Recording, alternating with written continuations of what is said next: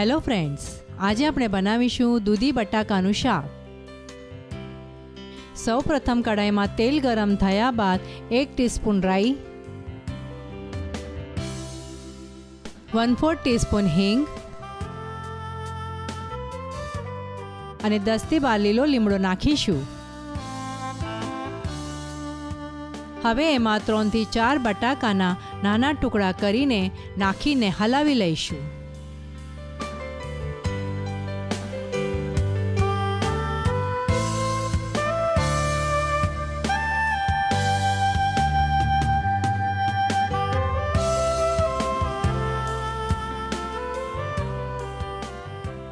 અઢીસો ગ્રામ દૂધીના પણ ચોરસ ટુકડા કરીને મિક્સ કરી લઈશું.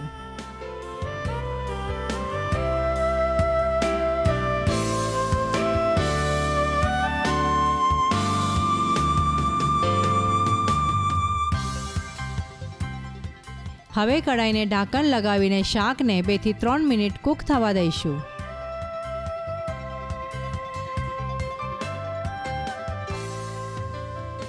પછી તેમાં 2 થી 2.5 ટીસ્પૂન લીલા મરચાં અને આદુની પેસ્ટ નાખીને હલાવી લઈશું.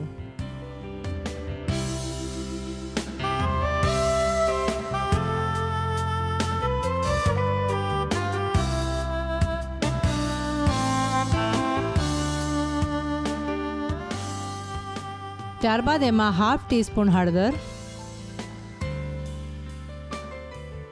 1 થી 1.5 ટીસ્પૂન ધાણા જીરું, 1.5 થી 2 ટીસ્પૂન લાલ મરચું,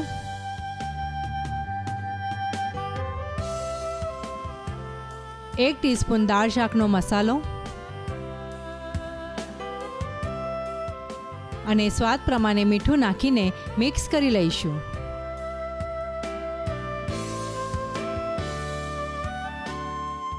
દાળ શાકનો મસાલો ના હોય તો ગરમ મસાલાનો ઉપયોગ પણ કરી શકો છો.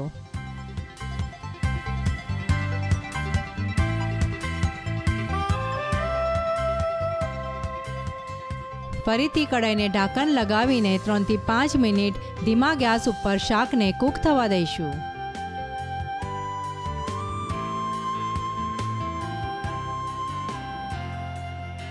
ઉપરથી ઝીણા સમારેલા લીલા ધાણાથી ગાર્નિશ કરીશું. દૂધી બટાકાનું શાક ખાવા માટે તૈયાર છે. આ શાક ગરમા ગરમ ફુલકા સાથે સર્વ કરીશું.